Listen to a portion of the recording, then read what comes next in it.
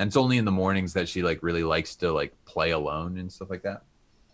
But Quiet now. Before Christmas is the background. Why is the Nightmare Before Christmas the background? No logic sense here. Oh, it does. I'll connect the dots.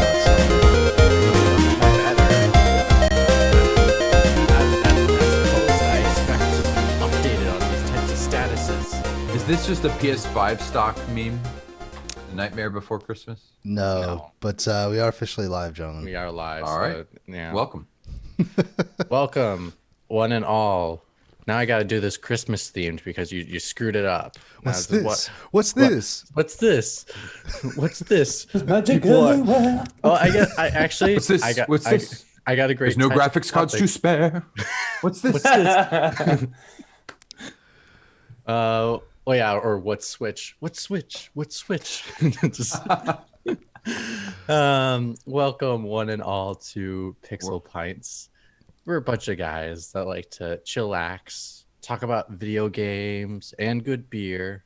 Now, if you are drinking, we all recommend that you do drink responsibly. We don't condemn any kind of heavy drinking of any capacity. And we don't have any sponsors. Condone? Wait, what did I say? Condemn. Oh, sorry. I condemn. We don't. Don't condone. We don't condone. I meant the opposite, but I said no. What? It's See, early. Don't do as I say. It's 7 a.m. Go to bed. But we have no beer sponsorships, but we are open to them. So, I've heard Miller Lite sponsoring a Bears podcast that is not the Chicago Bears official podcast. So Miller Lite can definitely sponsor us, and maybe we would say nice things about them. I mean, I occasionally drink Miller Lite, so Okay, Burkoff will be the reader of every single Miller Lite sponsorship. Feel free to just send that my way. Yeah.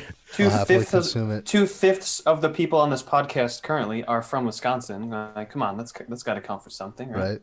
Yeah. I mean, we got Miller Lite in our veins from childhood, at least. I gotta go Miller. I gotta go High Life, the champagne of beers. I like High Life. Champagne of beers, I yeah, loved it is. the High Life The Lady guy. and the Moon. The High Life guy was my life on his commercials, and I wonder where he is now. So I'm joined by wonderful, wonderful people. I'm your host, Mitch. It is a dark time in video games, and we will get to that later on. But I have Burkoff handling the king of the keys with the ding. How are they? Pretty good. Do you want me to explain the Nightmare Before Christmas now or later? That's up to you, I think. Yeah, you later. All right. I want to just know how you are. I didn't ask about Nightmare Before Christmas. I asked how you were. I'm good. It's approximately 9C here, so it's dipping down. It's getting pretty cold. McWomble's not here. You can tuck in Fahrenheit now. We got primarily United States in this call. This is true, but Technically, I run on. I disagree with that. You should get on. I live in a land that has the metric system or uses the metric system. So Evan. Mike's cues on this call. 3 people are from America out of 5. That's a that's a majority. Because there's a majority doesn't make it right. Well, that's why we live in democracy. Those with the power. Those with the power get to glower. Let's go to Mike with this little bald thing that we just see little eyes popping out. So we're not sure if it's half. Oh, it's human. There it is. Hey. Now let's eat the pop filter. She's a superstar. Life's been good. Right now, like she's been. The problem is that the games I want to play, I don't want to let her watch at the moment because I've been trying to push through Demon Souls, and so, like I don't want her getting nightmares of the Flame Lurker or something like that at the age of 11 and a half months. So 11 and a half that's a really young looking 11-year-old. 11 and a half months or whatever. But it is 44F 7C in Lancaster, Pennsylvania right now.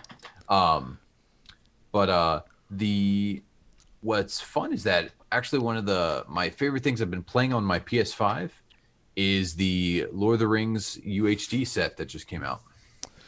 Yeah, Saw some people talking about that. It's Yeah. so pretty. It is so pretty.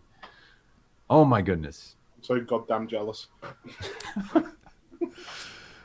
Like at first, like some of the stuff I was like, is it any different? Is it any better? And then like, and then different scenes would come by and I'm like, oh my goodness, Bilbo is sweating the entire time he's making his speech.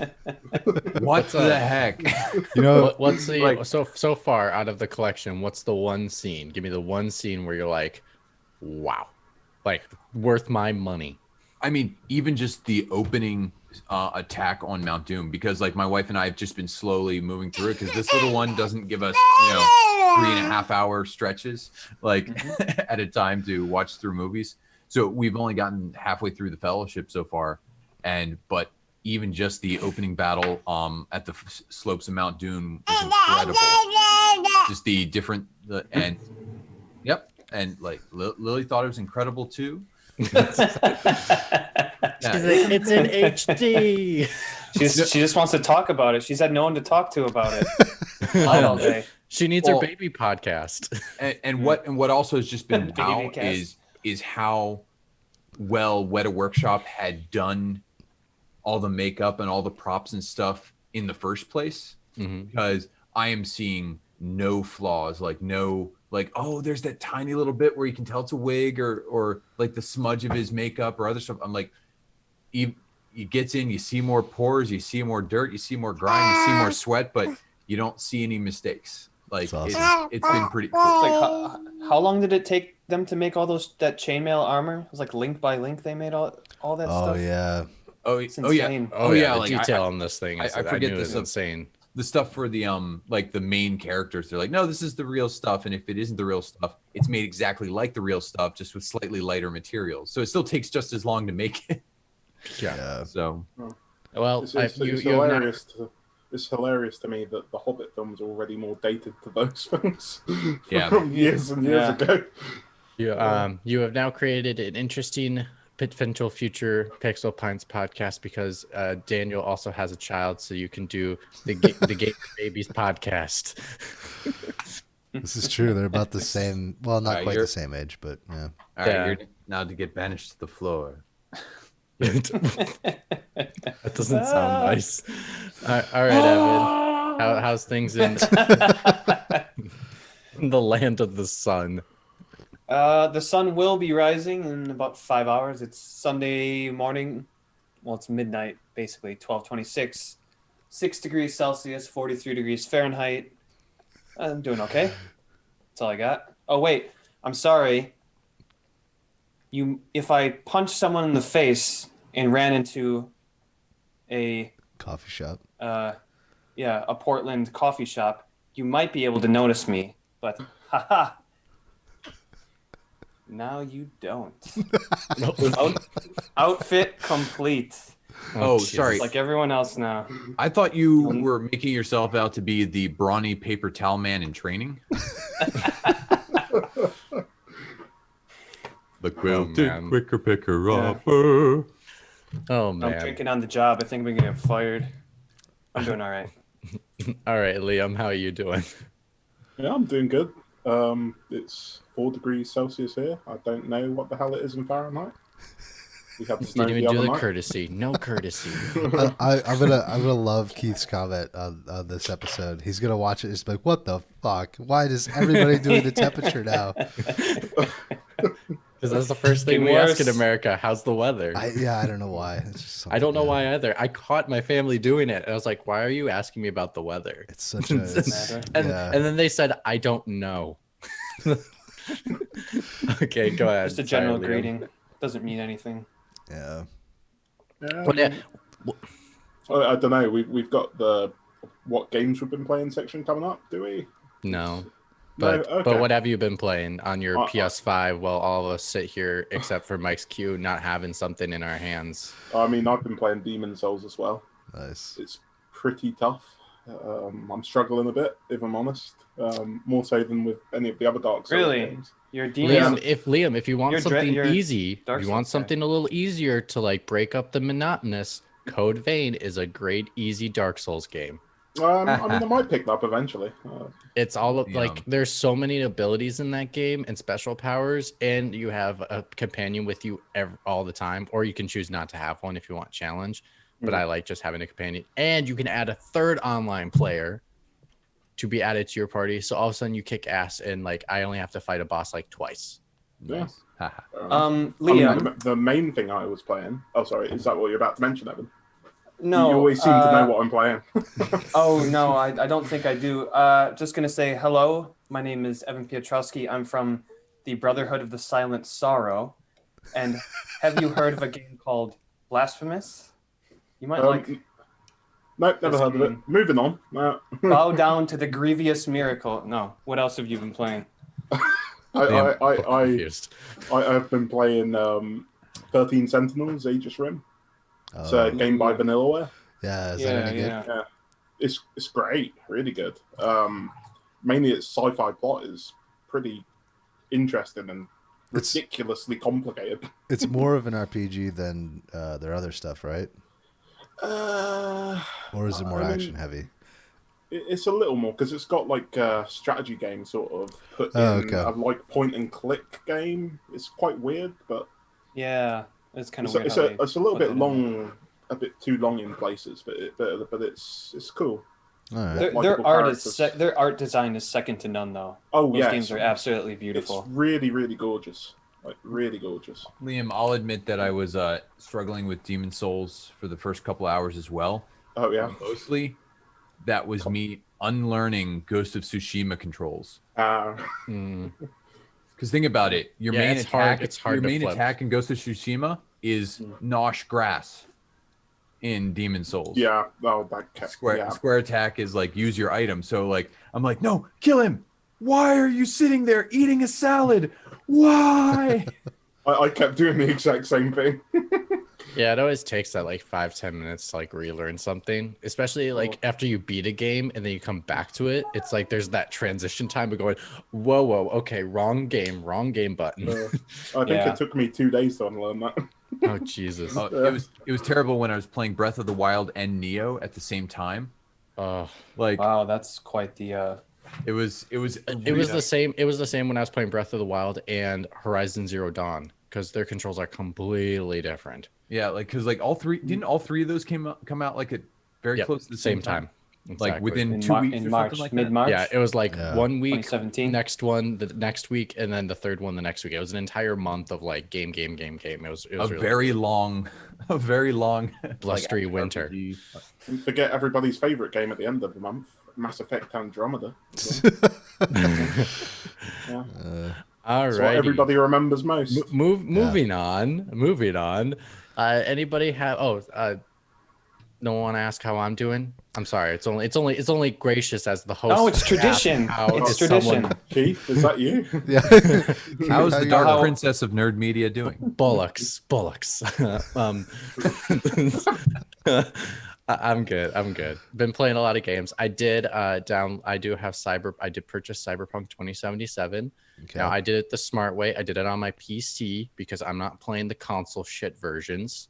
Yeah, it's a good move. I've thought about getting the PC version. And two, I learned, note to self, if you buy the PC version, you get to play it early. Because if you have the console versions, you have to wait till midnight your standard time. But if you get the PC version, you get to play it at 12 noon British time. So I get to play it starting 4 p.m. the day before it comes out. Nice. What?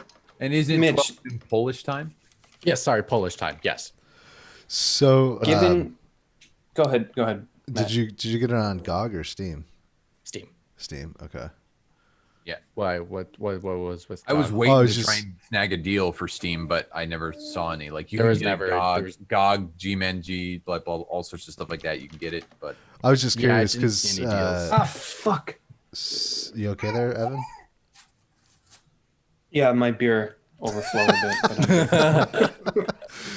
But I was genuinely concerned there for a minute. Jesus. I know. So I thought I he was- like dropped a knife on his foot or something, and then we'd have to like take him to the hospital in real time. Like, could we No. call Japan's hospital from here and like call an ambulance for him? I think I'd be okay. It's just like right over there. You guys hear it enough. Like, hey, up here. Just call from the window. Hey, I'll send be right somebody, back. would Someone you? else's nature calls. No, Oh. the reason I was curious is because GOG is owned and run by CD Projekt Red. Hmm. Or Oh, CD yeah. Projekt. I didn't That is- see anything. I didn't see any deals. Just I saw one deal I could snag, but unfortunately, it was British. It was a British website, so I could not convert it to dollars. Okay. And it was only like Really? $5 cheaper. And so I was like, it's fine. I'll just buy it full price, whatever. Yeah, the one thing that I've noticed, I've seen on Twitter, is a lot of people are saying that it actually doesn't take that beefy of a rig as long as you're playing in 1080 or lower.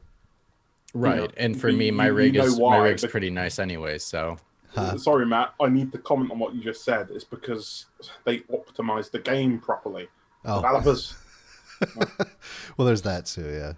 Yeah. yeah. So yeah, I will be playing it and be able to at least get a huge chunk of it done before we do our Pixel Pint Game of the Year awards. So it will be a contender. We're not just because I have beef with how CG Projekt Red gets hyped for no reason doesn't mean we're not going to give it a fair shake for a potential It's gonna Game of the Year win. So just want to be fair and obvious on that one. Sure. Okay. That works. Evan clearly has beer right now because he spilt it. So what do you got? Yeah, I did. I wanted to pour it so it had a decent amount of head before I showed it. You don't need That to didn't do work that. out. Your heads All are right. always super. Oh, I'm large. sorry. Before you begin, I have one. That's true. I'm sorry. Before you begin, I have one more statement I have to make, which is Sure. unfortunately our statement man is not here, so I have to make it he's not. myself. Which is I'm extremely disappointed that there is no Game of the Game awards this year. Just because McWomble lost does not mean he gets to override the Pixel Pints Council in regards to overriding a game that's in existence in our mythos. So I am boycotting McWomble. Well, I'm gonna second his decision just because we had talked about the Game Awards like twice leading up to this episode. So. Damn it. I want more power. The master of the OBS has spoken. We cannot. Yes. We cannot say more. No matter And watch, what. I'm gonna get a message from McWomble going, okay, you can boycott me. Don't show up next week. It's all with love. It's all It's all in jest, it's all in good fun. it's all in good fun. All right, Evan, go ahead. Oh yeah. Yeah. So I do have a beer. And actually, it's from the city that I teach in Osaka Prefecture. And I did a bit of research about it. Apparently, it's the oldest craft brewery in Osaka, which is not to say a lot because all the beer laws regarding like how many barrels you had to produce a year to make it a legitimate business so that you could sell it for profit only happened in the mid 90s. So this opened up in 1995. It's a Kuni no Cho beer. Kuni no Cho means like the best in the land, I guess. But the cool thing is originally they were a sake brewery from like the like 1820. And then they just brewed sake and shochu for almost their entire history until 1995 when Japan changed the beer laws. They're like, hey, we kind of have this facility already and got enough money. Let's buy some beer shit and make some beer. So since 1995, the sake brewery has also been brewing beer. So this is their seasonal series. And I guess this is the kind of the clay roof of the building where they brew the beer with a bit of foam coming out of it. And then the logo itself is this little frog.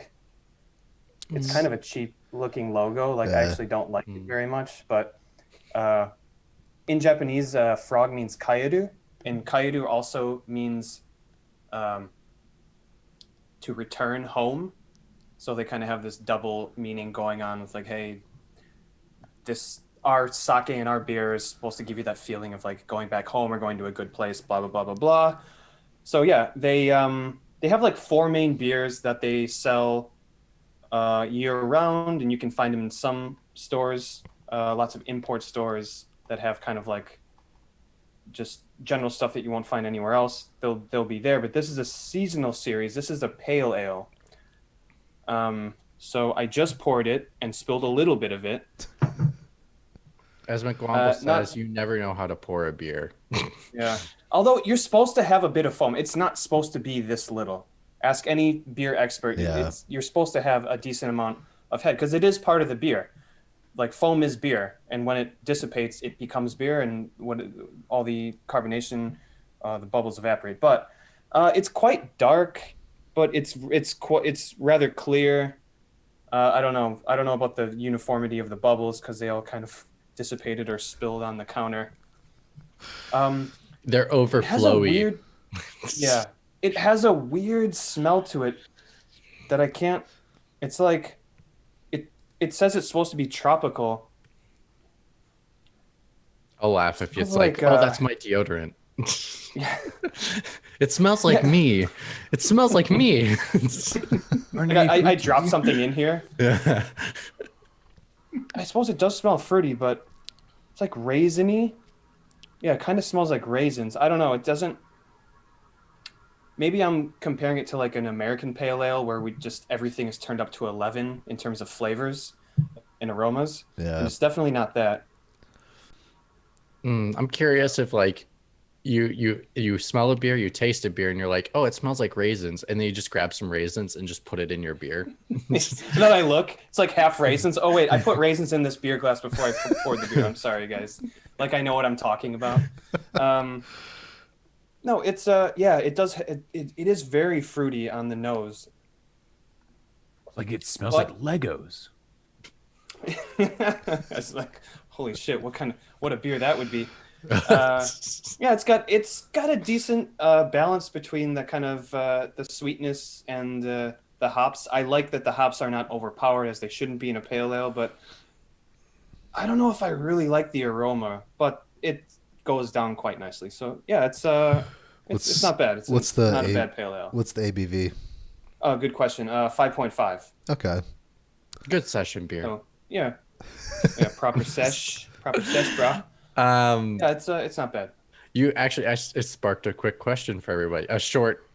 Keep it short and simple. But if you smelt a beer, what's an obscure smell that you would love your beer to smell like, but you know it would never smell like that? So like, Mike's Q, you just said, what'd you say? I said Legos. Legos. Okay. That doesn't have to be your answer. Mine would be a brand new fresh Okay. A brand new fresh what? book. That's a The good book one smell. actually. Ooh, this is weird, but you said fresh. I would do a pair of fresh shoes straight out of the box. Oh, okay. New car smell or the color purple? The color purple has a smell? I don't know. I'm sure. throwing it out there. Okay. Liam, what you The got? color, the A color. roast dinner. Sorry. What? Roast dinner. A Thanksgiving dinner. roast dinner. Nice. I think Berghoff, the color purple smells like what Jack Nicholson's Joker's purple vest looks like in the 1989 Batman movie. There you go. Like it smells like that thing looks like it smells. So Smells like an old man. Is that what you're saying? Yeah. no, it smells like purple. I guarantee it. What do you got, Mike's? The smell of not the electrical pole pitch that they seal the poles up, but with the lighting poles. Because there's like those big tall pine beam, like a pine light beam things outside my house. Oh, okay. And He's the laughing at your answer. And the pitch, the pitch that they use to seal it has such a very unique, like resiny smell. That's And Interesting. that would be an extremely weird smell to crack open a beer to. Like not unpleasant. That's a wouldn't deep trust cut, it. man. I wouldn't That's a trust deep it. cut. That's But- a very Oh. it's a very rural answer. I don't think anybody lives in a city knows what that is. No. It was from my apartment in the city. Like it was Okay, so the lamppost it's got a bit outside. The nostalgia lamppost thing, outside had a and the electrical poles that went down the street they didn't have that smell, but the individual poles that they set up just for lights, they had that Interesting. smell. So it was a different type of resin. I know what kind of Interesting. smell you're talking about because, like, yeah, you can smell it when you walk by those poles. So But interesting. much like I switched my favorite Ninja Turtle after like 20 years of loving Leonardo, and I changed it to Donatello.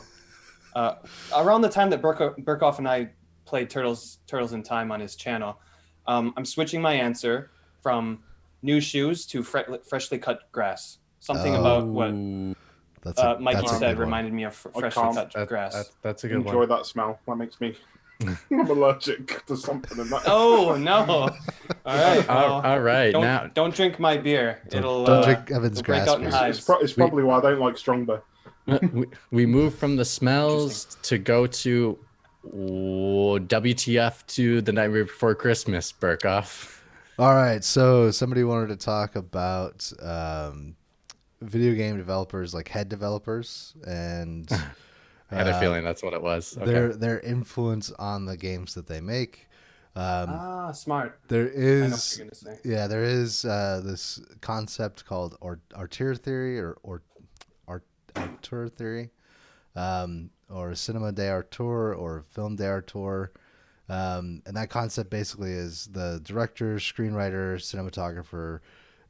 That one person has a heavy influence on the entire production. So, Tim Burton, Oliver Stone, Steven Spielberg, like all these guys are known for having a specific style.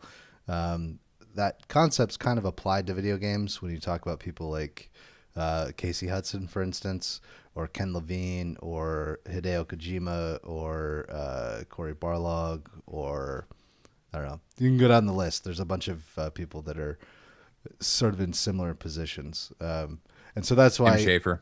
Yeah, Tim Schafer. So that's why I use The Nightmare Before Christmas, because Tim Burton has a very unique, very identifiable style.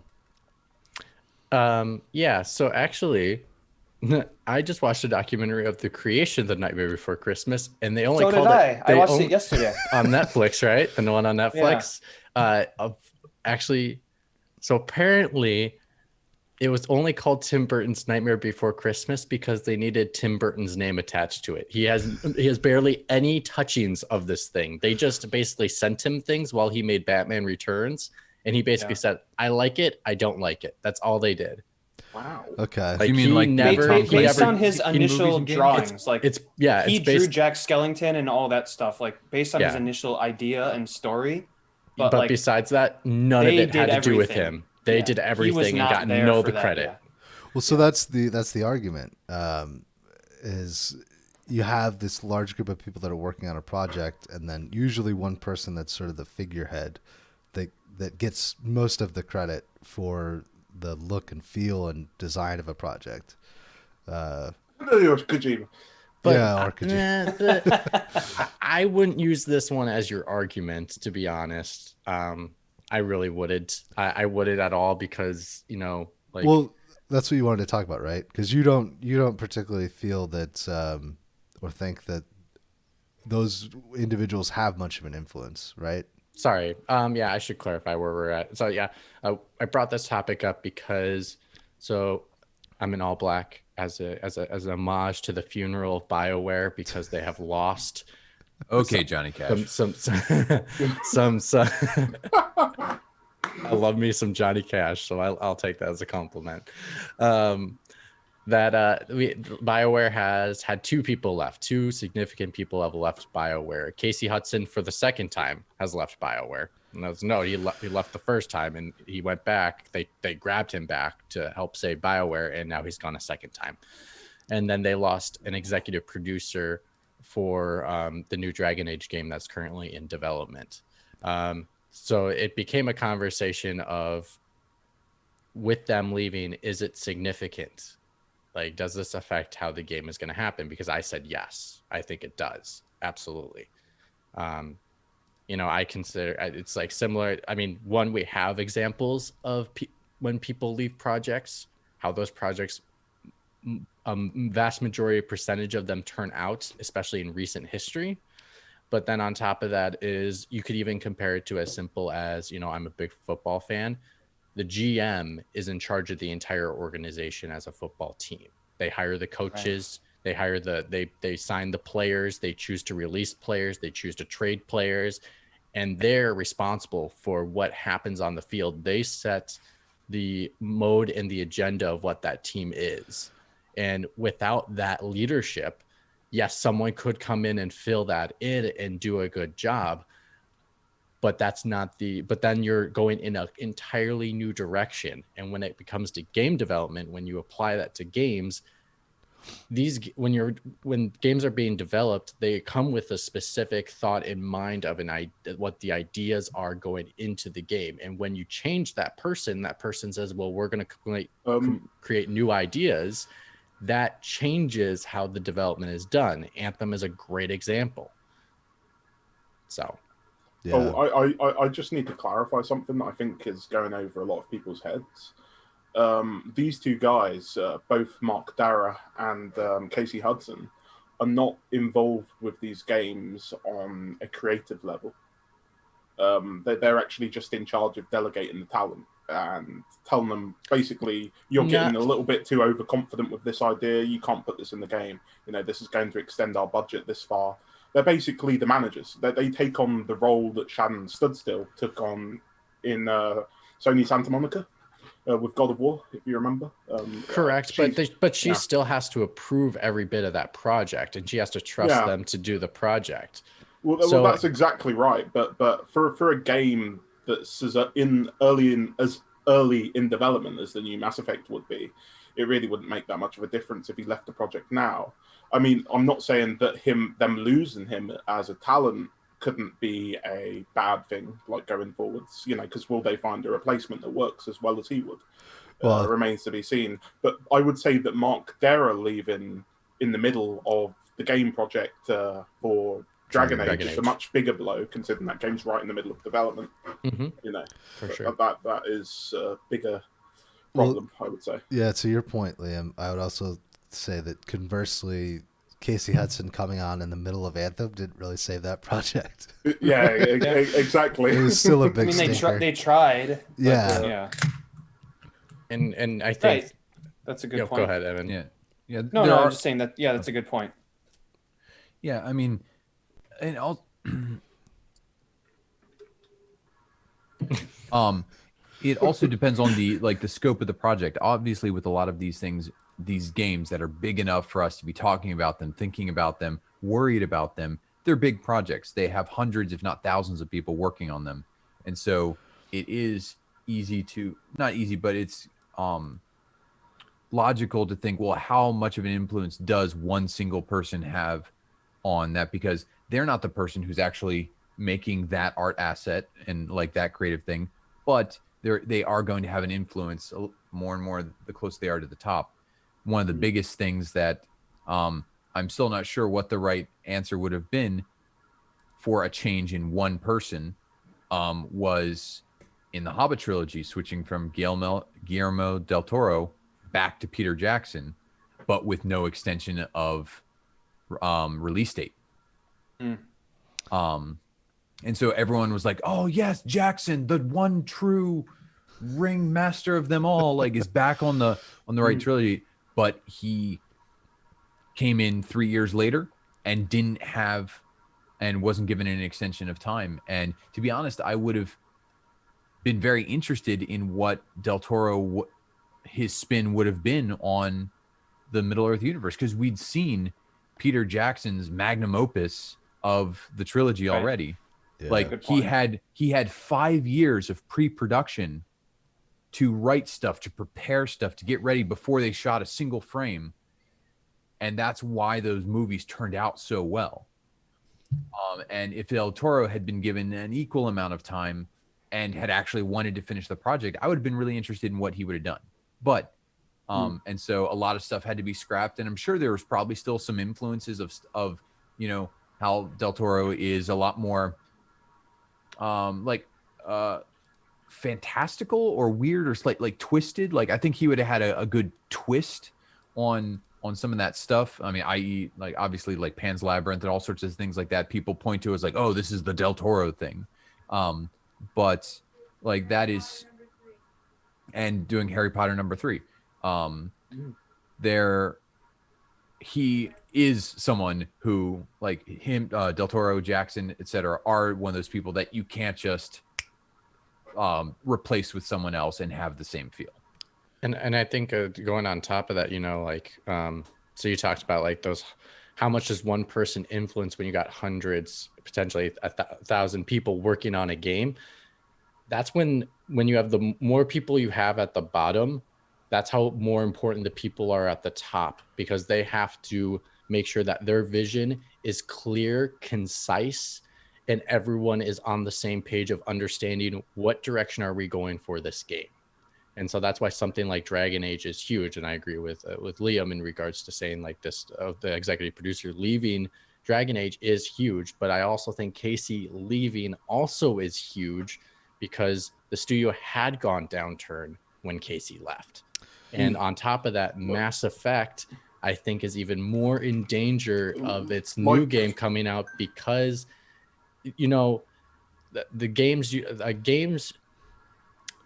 God of War was going on in a certain direction, and without having people there that have done the games before, wasn't able to help bring it back to something, or reimagine it, or give it something, a fresh new take. And it didn't take until you took Cory Barlog and brought him back to Santa Monica for him to reimagine the project and for him to make a magnum opus of his own. Yeah, for Cory Barlog to grow up, basically. Because I'm not saying the first 3 games were bad, because they were good games, but the age I was when those games came out, those were like on the top of the list of games I knew I would get in trouble if my parents found me playing those games, not just because of the minute to minute stuff, but the occasional press circle to bang. Virility, the first game, right? the virility of the Greek pantheon. Oh, see, it was the opposite for me. My dad would be upset if I wasn't playing those games. Oh no, Mitch! Like I was just about to say, my mum watched me play all 3 of those games. Oh, jeez. Really? Which we can all say God of War 2 was the one that Cory did, and that was probably the best one of the trilogy. Cory was not involved with 1. He was just I think he was not the director. Okay. Yeah. So he directed 2 and 3? Just 2. Oh, okay. He left after 2. Okay. Third was done. Oh, that's Third was interesting. done by the director of Jedi Fallen Order. I forgot his name though, but he was so he was something. Yeah, Stig yeah. Amazon. So he actually was the art director of God of War 2 and upgraded to God of War 3, which he did a good job. Yeah, he still did a very good job in 3. For sure. I want to clarify something that we're talking about. Are we talking about like director or lead designer, or are we just talking about a powerful, a big name with a large pedigree leaving a project? Well, So like that's Amy Hennig what I leaving was Naughty Dog. trying to get at, because like going off of what you just said, I'm still disappointed to this day that we never got to see Amy Hennig's Uncharted 4. That's what I'm asking. Yeah, I still think Uncharted 4 is a vastly inferior game to what I would have expected Uncharted 4 under Amy Hennig to be. But when Casey Hudson leaves, say the next Mass Effect project, not midway through, but at the beginning of it, and as somebody who isn't in charge of the creative vision going forwards, he's just the guy that's there to put them in the right direction. It's sort of like that thing. You can't necessarily say No, that, but- Liam, but because he it's has sort- such an influence on yeah. Mass Effect that potentially he but was that- consulted constantly on the series. My opinion on the thing is like I think one of the reasons God of War was such a successful game was because Shannon Studstill clearly had like a lot of synergy with the people that were making that game. She understood what they wanted. You know, she gave them and she took away from them when need be. And I think Casey Hudson would have been a great person for that job, you know, considering he knows the franchise well, he knows the lore, he knows how to deal with the EA higher-ups. So I think it's a loss in that way. It's not going to change the project going forwards. If they find a good replacement, I think they'll be fine. I was more concerned over the next couple of weeks going forwards. If any more staff leave the studio after this, that's when I start getting concerned. Because it's like, that's normally what happens if a big person leaves, then you get a staff exodus, and then it's just like, Yeah, You know, so do we have any- you can't replace Go ahead, these Burkoff. people. I was gonna say I think Dragon Age is probably a safer game than the next Mass Effect, right? Because Dragon Age 4 has already been in development for probably since Inquisition got Game Yeah, of the 4 Year, years, 3 or 4 years. at least. I mean, they restarted the project like twice. Though. Yep, Yeah. Okay. Aren't they showing something at the Game Awards? I thought. That's Or a is Yeah, that they rumor. are. not? Everyone's No, they showing are. something at It the got Game Awards. confirmed. They are Okay. showing it at the Game Awards. Even George Lucas is, I'm sure. Miss No. Miss Burkoff must be. She can't wait to see Tom that. Holland's going to show up the Uncharted movie. I She- bet he's got that. Yeah, I have a quick she's question. gonna Do we be interested in have that. do we have an example of a game where the prominent name left and then it was filled by someone else and still turned out great? Because there's a lot of times where You mean met the standard? met the standard or surpassed what people thought, because there's a lot of times where people really deep in the industry know, like, oh, insert person left that project and then they brought in the big hitter like to come and close that project, and so the big name is brought in. But do we have any examples where the big name I've got a leaves and couple. it still turns out well? I've got a couple. Modern Warfare 2, Okay. where the two leads left that project, and Assassin's Creed 2, Patrice Desley left that Okay. project. Okay. Although I will add the caveat that I'm pretty sure the leads left those projects maybe 6 to 8 months before the game came out. So Yeah, it was sort of very like- late in the Yeah. game, Yeah. so Yeah, they for really Modern didn't Warfare have time 2, to change something. For Modern Warfare 2, yeah, it was It was maybe very close to 75, release. 80% way through development. But Yeah, I it's- can't it's think of pretty anything much where they finalized. left in either in the middle of the project or before that it ended up being better, or this or well, at the Or at standard least met it was expect- going met met expectations expectations, of where it was going to be without them. I think it's just game development is an ever evolving thing, to the point where if you all of a sudden lose the person that is your creative, because I mean it's just so easy because to talk about Cory Barlog and his influence on God of War, because there's such documentation of what he did and how he did it and all that kind of stuff, because there's Raising Kratos is There's a movie. really There's- interesting yeah, movie documentary. about it. there's tons of stuff to look at of like how he influenced, and that's similar to when you look at other like short behind the scenes stuff. Similar directors do similar things because it works, and so the director's hands are in every bit of it. And so when you take that away, it's half of how do they teeter between how do I keep the ship going the direction it was going, unless it wasn't in the right direction and then we got to change course, or how do we keep going that direction but then add what I want in this game, because I want my name's on it, so I want to put my name on it. And how much is that too much of an ego to say, well, we're going to change this because I want this and this. And that's where it becomes a huge issue of balance. The only thing that I can think of is Amy Hennig coming on to do Soul Reaver. So if I remember correctly, it was supposed to be an RPG like Legacy of Kain, but she came on super early in, I guess, early production phase, and they were able to switch it to a third-person action game without having to Change much. worry too much about like the mechanics and things. It was more, I guess, the story and the setting and stuff had been written, and it was like, okay, what if Kain succeeds in Legacy of Kain, and here's this environment, and she took it and ran with it. But I can't think of any project where it was like midway and could have gone either way, like been a huge bomb or been a huge success. Yeah. I There's one do- that's hovering in my mind, and I'm trying to bring it up, but I can't pull it out of that hat yet. So Just make it overflow like Evan's beer. Yeah, do that, and then you gotta clean it up. Like one game this actually reminds me of. It's called Blasphemous. I'm just kidding. I know nothing about the production of that game. well, what I would say is that there probably has been smaller games and smaller teams where a Sure. change like that has happened, but just because it's not a high profile with a high profile name we already know, Right. that that it has come through. Like for all we know, like Hades could have had a change of the guard during production or whatever. It probably didn't, because Supergiant seems to be pretty well knit, good group. Yeah. But something like that could have happened.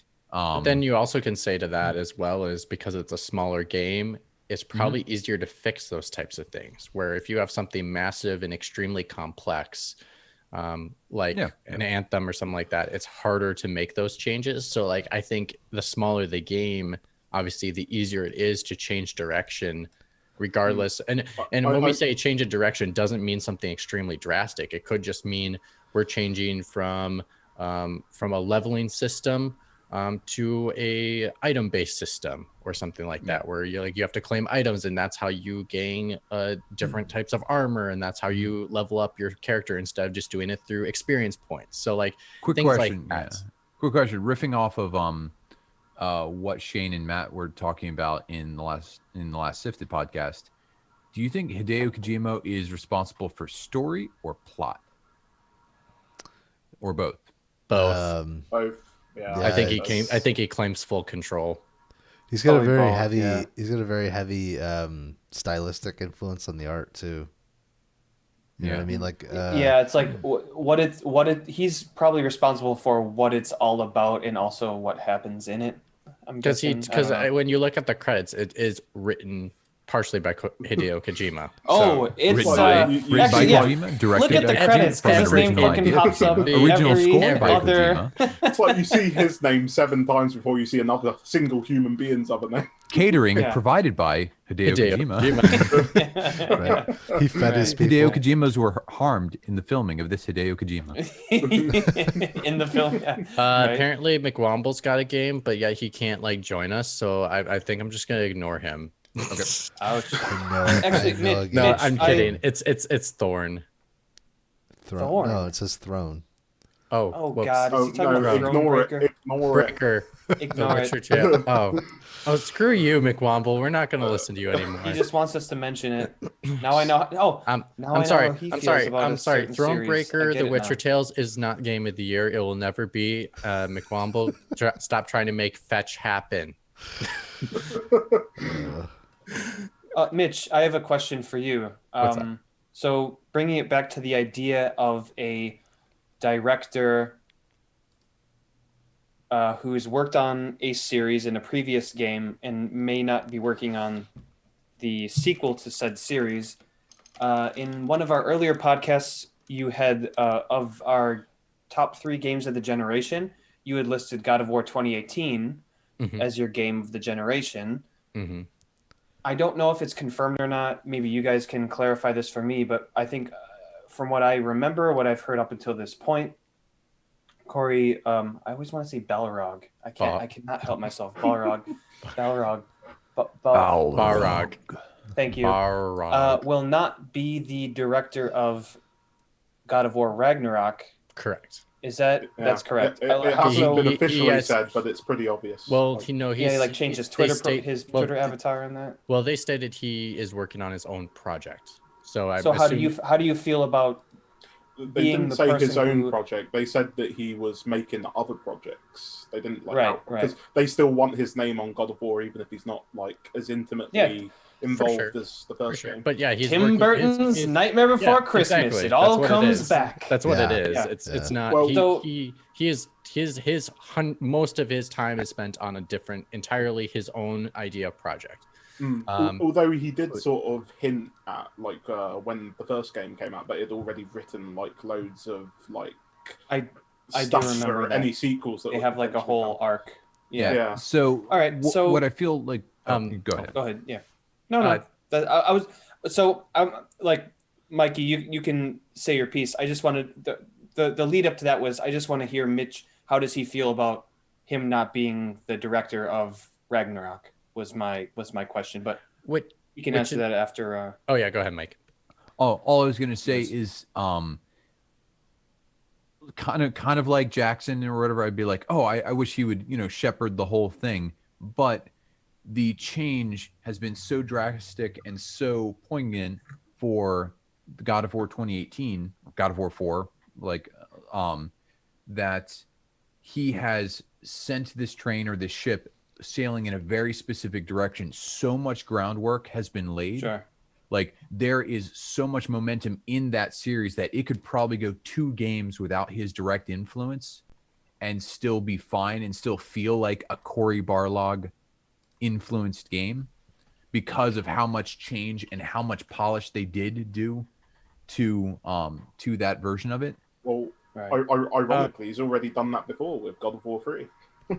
Yeah. Like, and so I'm not God of War particularly. 3. He directed the game before God of War 3, but he basically wrote the story for God of War 3. Sorry, he did God of War 2, but he basically left the studio in a good place to where they knew exactly what they were doing. With God of War the 3. end of God of War 2 is the beginning of God of War 3, right? Yeah, it's like exactly. the Titans are going to climb Olympus and fight Zeus. Yeah. So kind of so like the massive shove that he has given the creative vision for those games, I think can keep it going for quite a while, and it might even benefit from a little bit of flavor and stuff like that from other people to actually make it feel like Ragnarok, a different game continuation, and not just more God of War. Which, I mean, at this point, I would take in a heartbeat if like all you did was just continue that story. Awesome, great.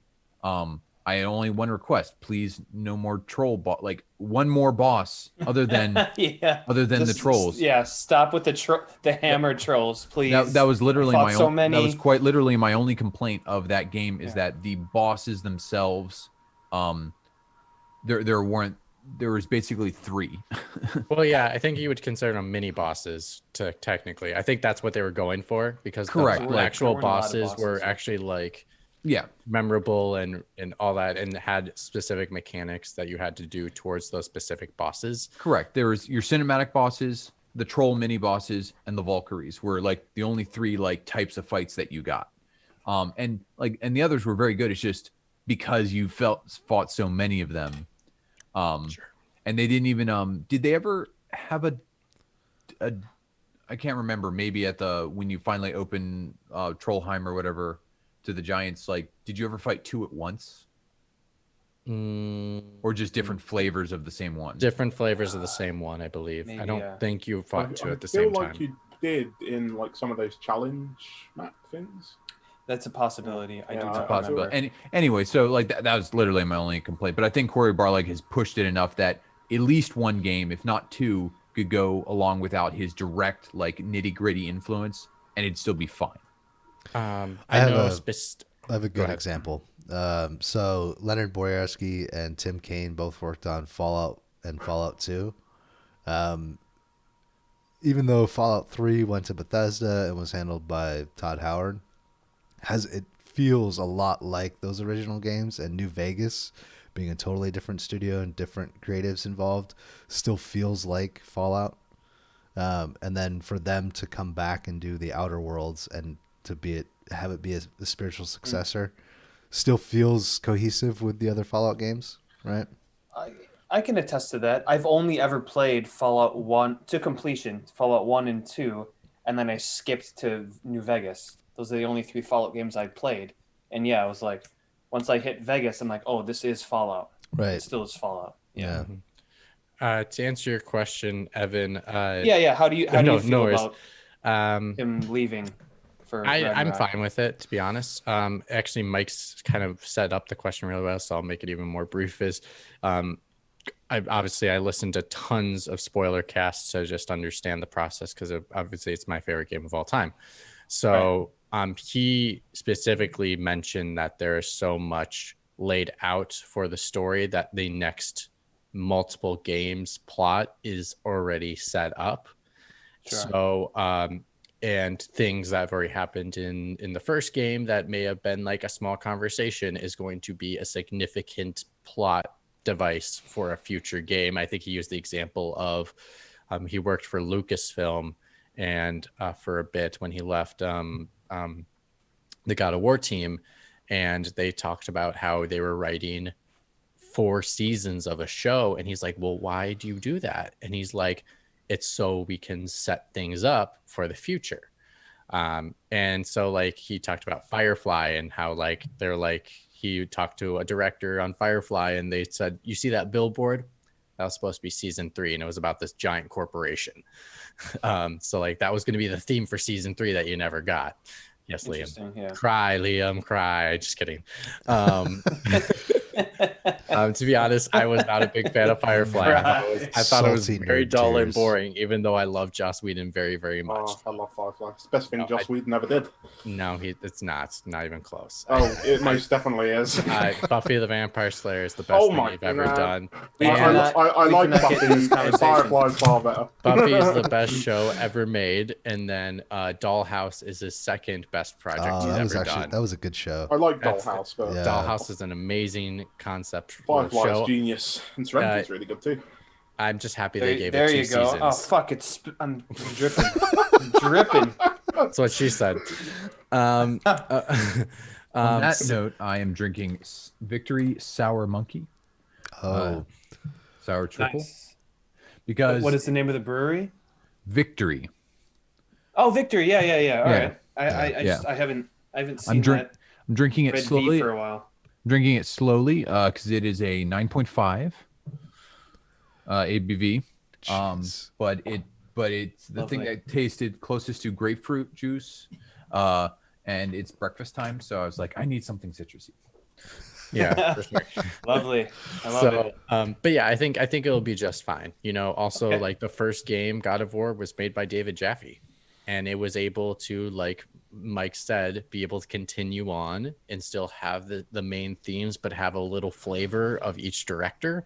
But I think some of those things that will be staples are going to be staples for the next part of God of War, which I think, you know, if it does not have a no-cut camera, I'm going to be greatly disappointed because I think that's just one thing that is just so extraordinary that I think they should continue it and find clever ways to tell stories through it.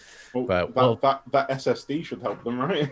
hell Oh, yeah, it should. There you go. Also, like only the two of us can really talk about that. But think of the axe throwing with those haptic triggers. Oh man. Oh yeah. Thanks for bringing it up. Wow, I never even thought of that. Yeah, think of how Mind hard it is. blown. Like when you press the button, you get Think some of the resistance chunk. of when you like. The chunk. Oh, There's gonna be Already so satisfying. I mean, the axe Some is already chunky satisfying controls. with the vibration of how it leaves your hand, and then the vibration once it comes back. And I think, and then also the whooshing sound on your controller. It's just perfect to get it to where it just Now dude, I want them to patch the old game with that. now, Oh man, like, please. just when I was attacking the red dragon in Demon Souls, the only way I actually knew my arrows were hitting was actually from the response of the controller itself. nice. Okay, Because cool. so much other stuff was going around, I hear the like there's nice. so much actual like information gotten from the controller itself that it's been pretty cool. Like I have dodged thrown firebombs from responses given by the controller that like I could not have seen on screen. It was like, oh, like the controller started to rumble, like, oh, like someone's and then I was able to dodge a firebomb. It's cool. It's good. Weirdly, Yeah. It does make the game easier in some ways. Yeah, so I think and then ultimately I think the difference between something like this, your question, and like someone leaving a project is the project's complete. And so there is a set direction. But when someone leaves, clearly the direction of where you're, an example with the football team, a head coach, right now I'm dissatisfied with my football team. And I am all in on cleaning house and changing the direction of the football team. Yeah. So To when the you- goal. To the goal, which is I want a The end damn zone. Super Bowl. Yeah. Well, that's a good point, Mitch, because it's like the new Mass Effect so early in development that they could quite easily change direction if they wanted to account for whoever they have at the studio. But Sure. But Dragon the- Age being right in the middle of development with a big change like that, it's Well, difficult. So it's one of the. I guess I'm gonna use football It's analogies. like, it's like a all day today. mid-season. It's a mid-season coach change. Yeah, it can. You can't. I mean, you Interim can. coach. They're not You- going to change anything. You can revitalize the team and maybe win like 3 more games, but is that going to get you to the playoffs? Most likely, no. And if it does, you're pretty darn lucky. And they probably shouldn't have fired the head coach if you were in playoff contention.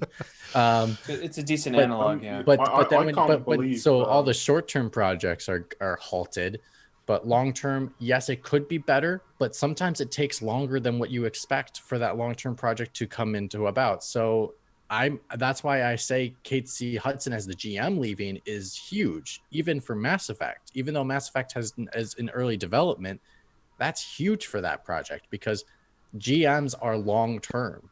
And so if he doesn't have the right team set up right now, if that's what it is, I mean, we don't know why he was left. Either he got fired or he chose to left. It's difficult. It's difficult because you kind of do have an idea, but it's through a highly sort of, I guess, authored lens, by EA because they put out the statements. So you kind of have a good idea why they left, but you can still be quite skeptical of whether that is the true reasoning for their leaving.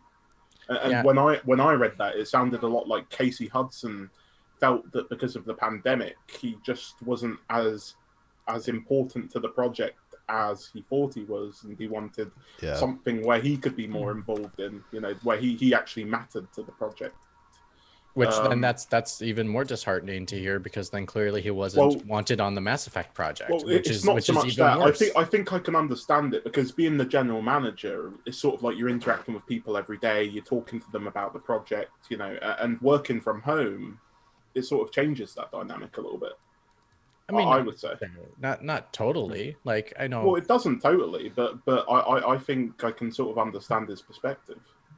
Yeah, especially when you're going through the early conceptualizing phase, Sure, and that's why I still stand by where I think even Casey Hudson leaving is putting risk to the Mass Effect project because the new GM could come in and not like the direction it's going in, and that direction they set for that Casey Hudson set up could be the right direction. But then this new GM has his own ideas because here's the thing: when you bring in new people, they usually do not embrace old ideas. They don't embrace the ideas that are coming into some organization, regardless if they're working or not. An example, Chicago Bears hired a new presidency. that works.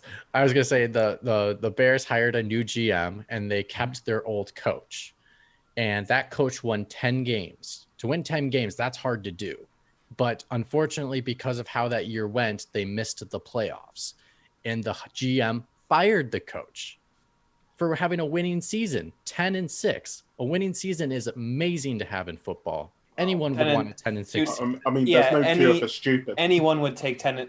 If someone said, "All right, before the season starts, you get 10-6, take it or leave it." Yeah. 80% of teams might take, unless you're like the Chiefs or I don't know, the Browns Patriots would take that. when they had The Browns would Brady. Yeah, you would take 10-6. You would take it. Oh, for sure. So the only reason why he fired him at 10-6 because he just needed an excuse to fire him, to say you didn't make the playoffs. We're gonna fire you because you're not my guy. I didn't hire you.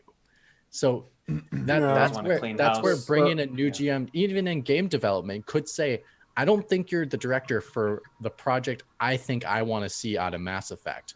You're not going to be doing it anymore, and therefore that person could be the right person for the job, and because they're not their guy, and that's all about connections. Like some people hire people just because they know them, not because they're the best person for the project. So that's why I say change that is very level much management like a GM is huge for a studio in general. It's very huge. much a thing EA Games has done many times before. But I was just imagining, welcome your new GM, Don Matrick. You remember him, right? Let's put some media in that game. There's at least one point about the working in a studio or in an office versus completely working from home, which is something that both Shane and Brendan Jones have alluded to even outside of COVID, because of them, because the Easy Allies not working like in a big office.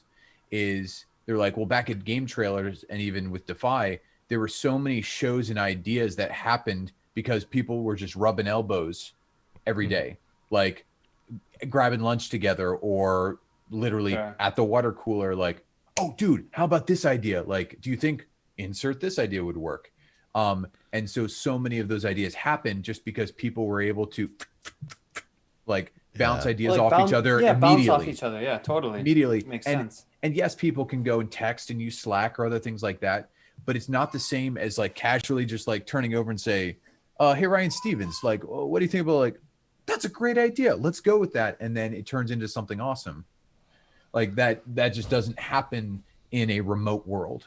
Like, it just doesn't. And so there's a not an irreplaceable, but there's a very distinct part of the creative process that is currently unavailable to a lot of studios. And so especially a game in early development where early ideas is where those seeds can actually take root and grow is not there. And so you're left with only the official, like, here is your assignment, here's the game direction, and only if you like bring up the chutzpahs to type up something or make a call to say, I think we should change this idea, is anything going to change. And you're not going to get those casual like.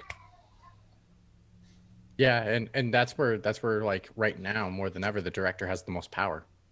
Mm-hmm. Yeah, and so the director needs to be the right person for the job more than ever.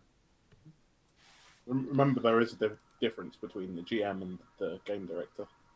I would be fine. Oh no, for sure, but lost a game director. But the GM decides the who game has master. the job or not. One's the game master, and he's the one who, you know, decides whether or not he'll allow you to make that roll to see if you can sneak past those trolls, or if you're allowed to use 6 barrels on the back of the elephant to try and float down the river.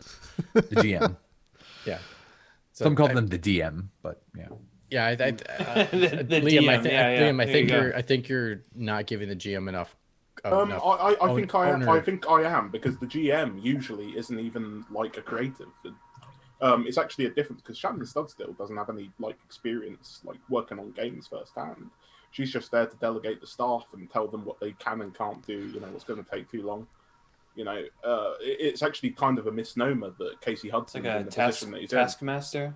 Yeah. You know, somebody that's chosen to sort of occupy that role after actually coming from being one of the creatives. So I'm not too concerned. I was surprised, Mitch, that you didn't mention Halo Infinite, a game where 2 lead.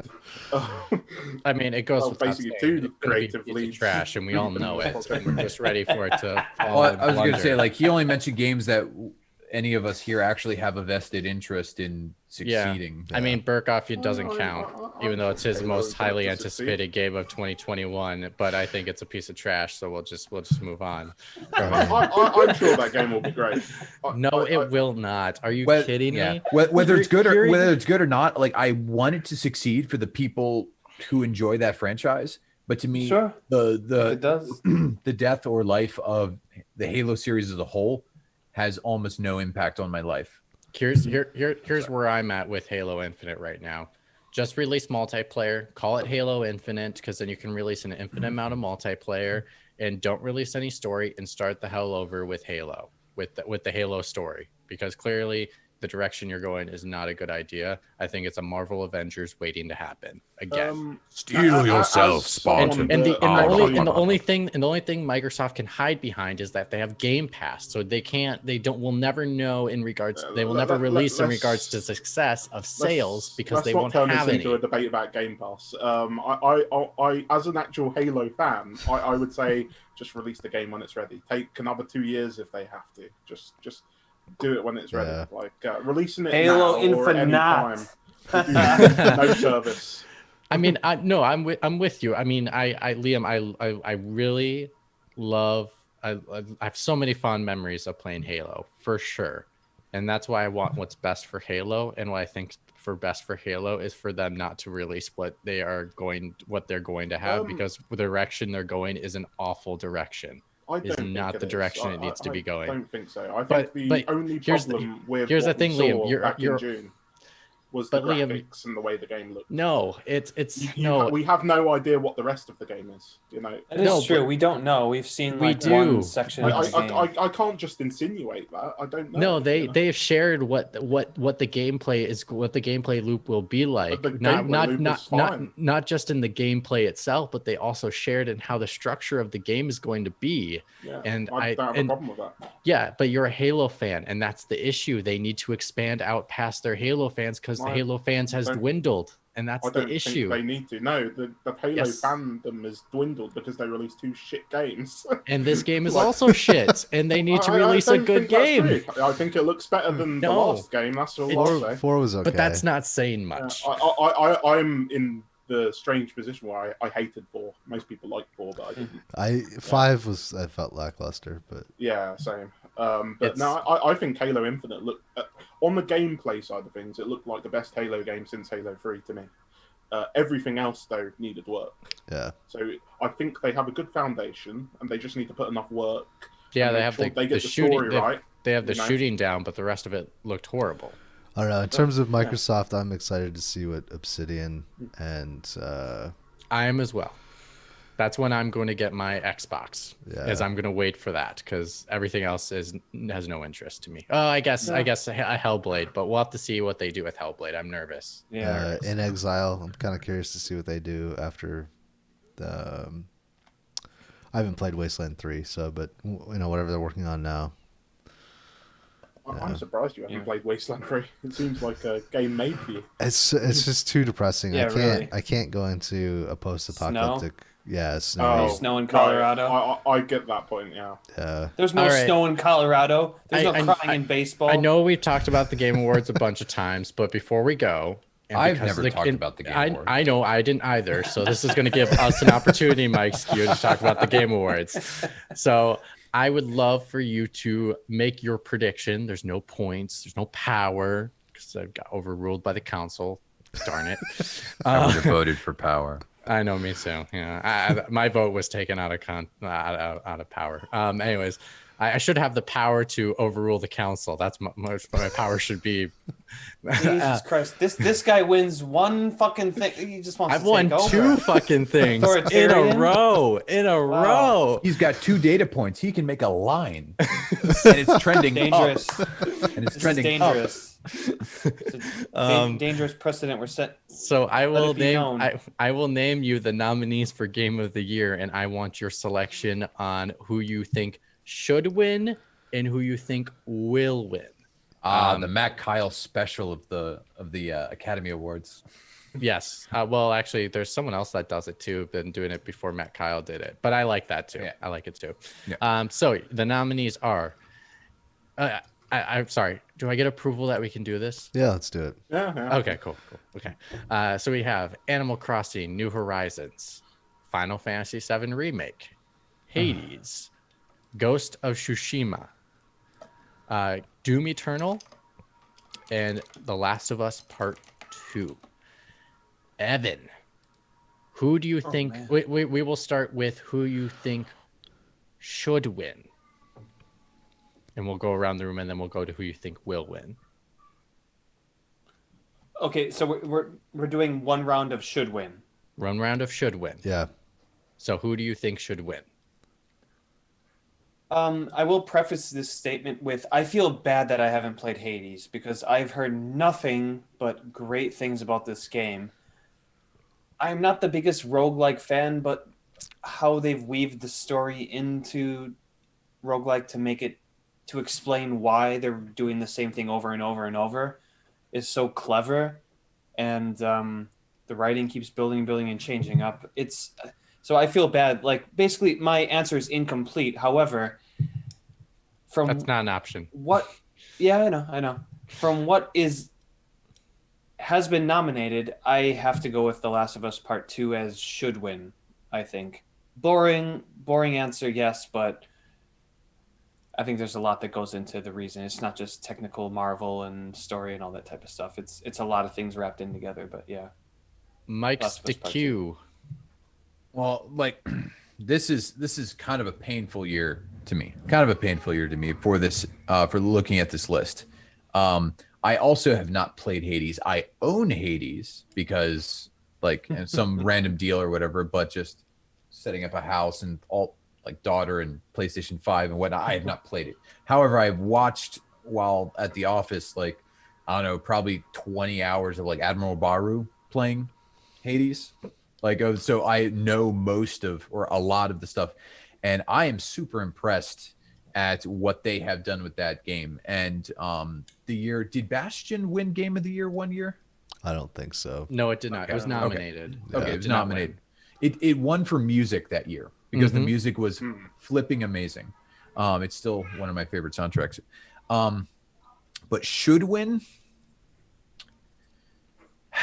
My should win actually isn't on this list, but I think from a technical achievement, I think The Last of Us Part 2 or Doom Eternal, either of those two, and I think I'm just leaning toward Last of Us because I'm not a person who actually likes The Last of Us. Like, there's something about Naughty Dog games that it's hard for me to finish. Like, I've bounced off The Last of Us Part 1 4 times. Wait, did you say blasphemous? It sounds very similar to the last. The blasphemous Part 1.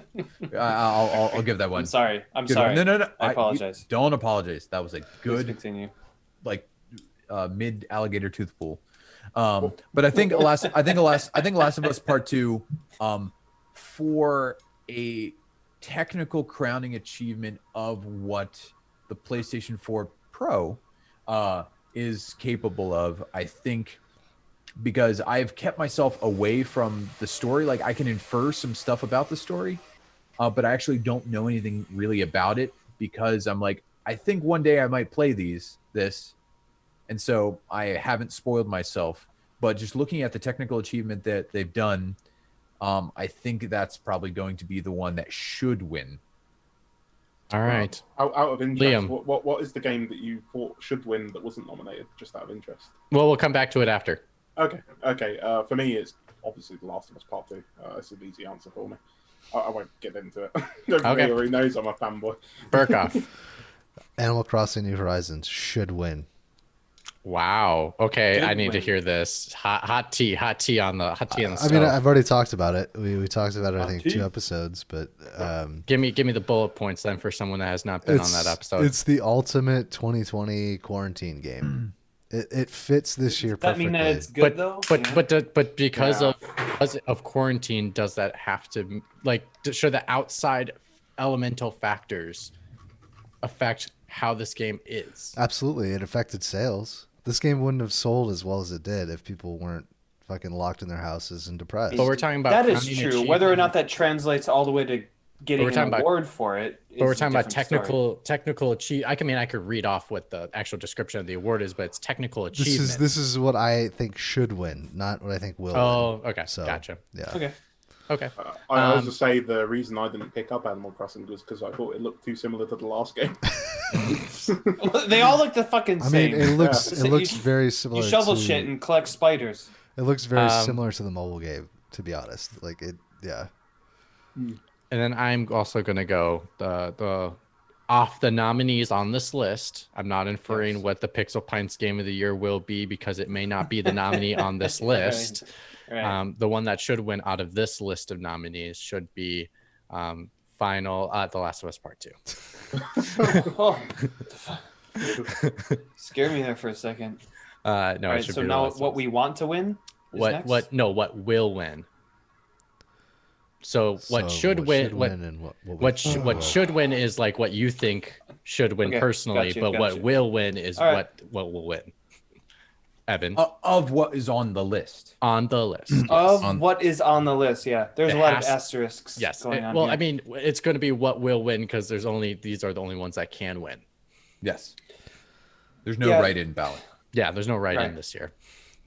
I think I really think the Game Awards this year is going to take a left turn and pick something that shouldn't win but will win because of the same reasons that Matt just stated.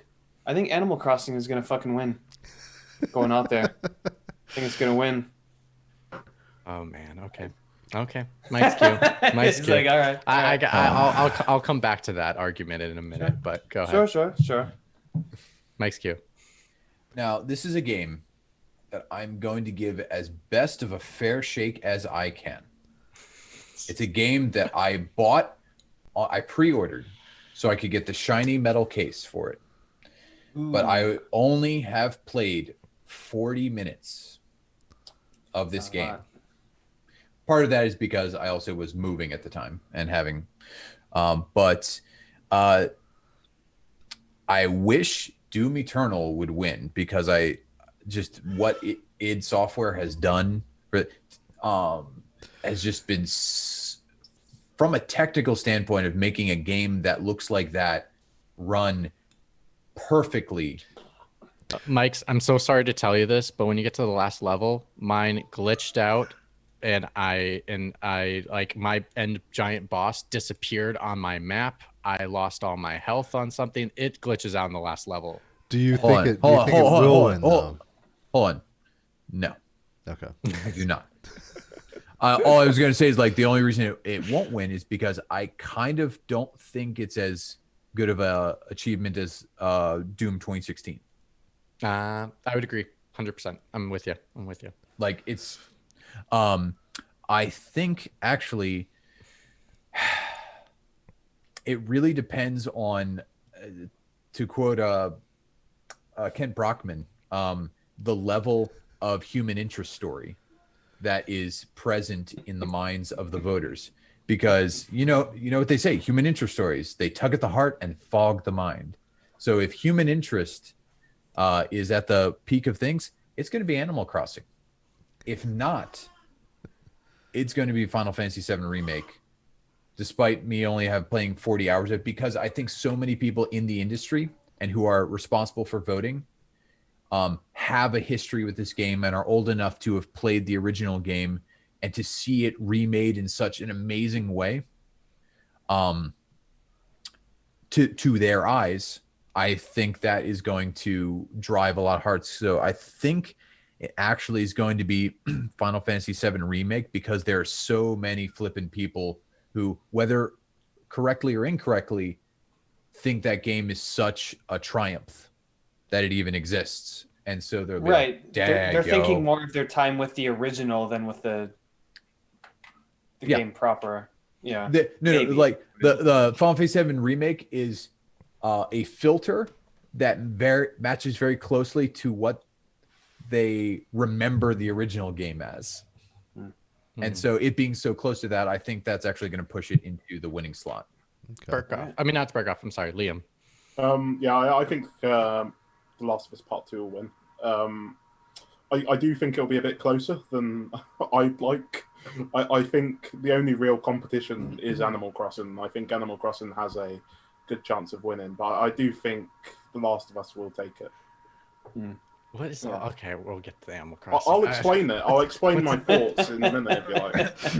Yeah. Tell me your thoughts on this Animal Crossing. Statements. I'm just so I do not understand. Well, it's a phenomenon. Sorry. We'll get to Berkoff, and then we can get to my thing. The reason why is because this is not the best game of the year awards. This is the game of the year awards. The game that represents the year awards. That's not the description of game of the year. It doesn't say the best game of the year awards. It does but not say people are going to vote whatever takes their fancy. Yeah.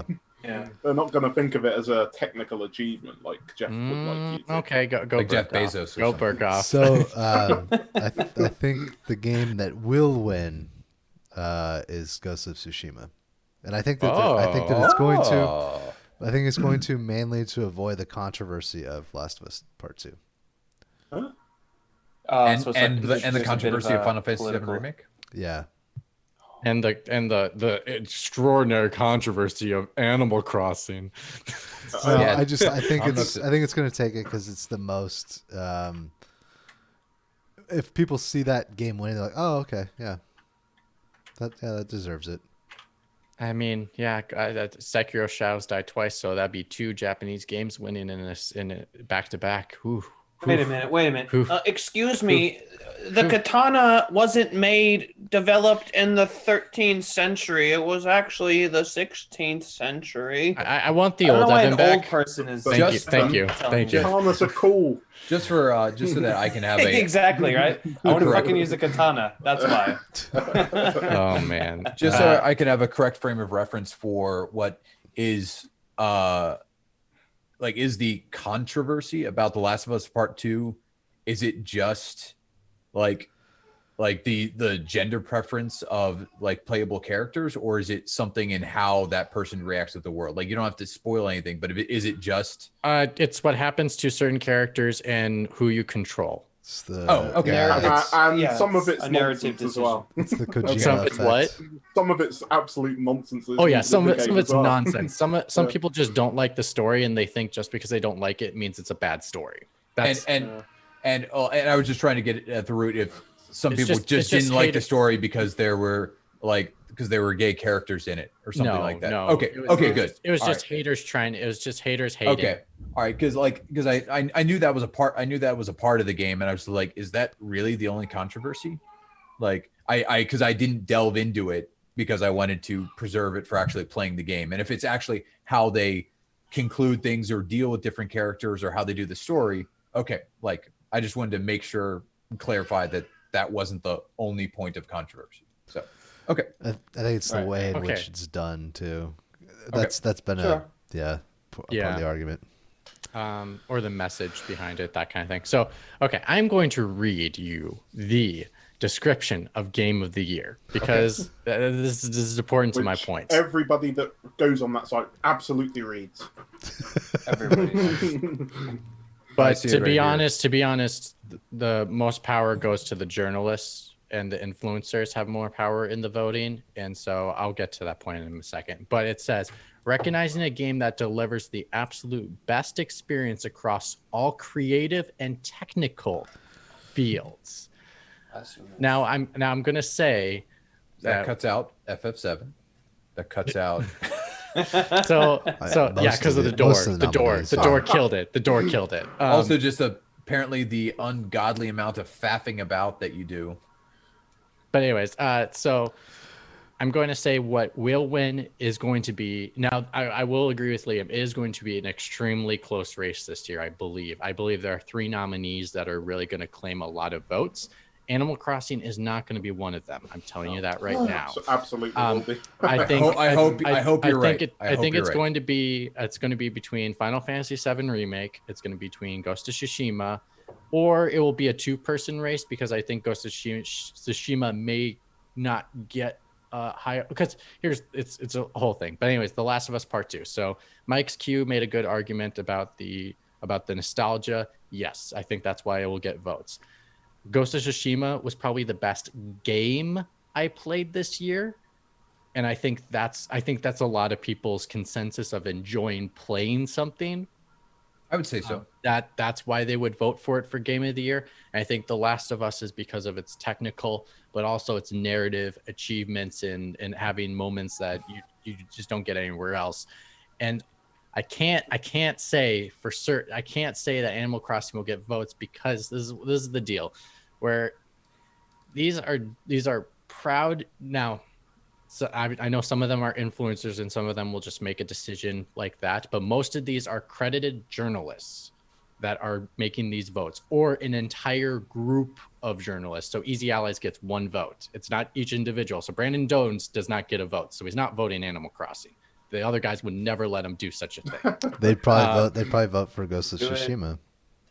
And that's why I say it's a contenders for sure. So Well, there's a lot of Final Fantasy VII fans. But in there, true. allies. True. but that is a reason why I don't think Animal Crossing has a shot, because out of those other 3 games, the reviews, if you looked at the reviews and compared them of like why they gave it the score they did, Animal Crossing is a lot more. They do not give it as harsh of a critic as if they looked at these marvels of Last of Us Part 2, Ghost of Tsushima, and Final Fantasy VII Yeah. Remake. So Nintendo they view it in a different lens. You know, when you look at a Zelda game, they'll put it on the pedigree of something like The Last of Us Part 2. When you look at Animal Crossing, they're not Yep. doing that. That's just not in their wheelhouse. And here's Yeah. an interesting thought for how they might view it, because the reviews came out and the scores were given like probably like between 7 and 9s, probably on average for Animal Which one? Crossing. I Animal can look Crossing. it up right now. Metacritic. Keep talking. I'll look it up while I'm here. And so the reviews came out and people were like, oh, this is pleasant, this is wonderful. And then during the year, it kept going. And then people had these. It's a 90. It's 90. Okay. All right. Like, which is fine. Which is fine for that type of game. Sure. Like that style of game. Sure. It's probably done as good as you can get it without, actually going to PC and playing a real game.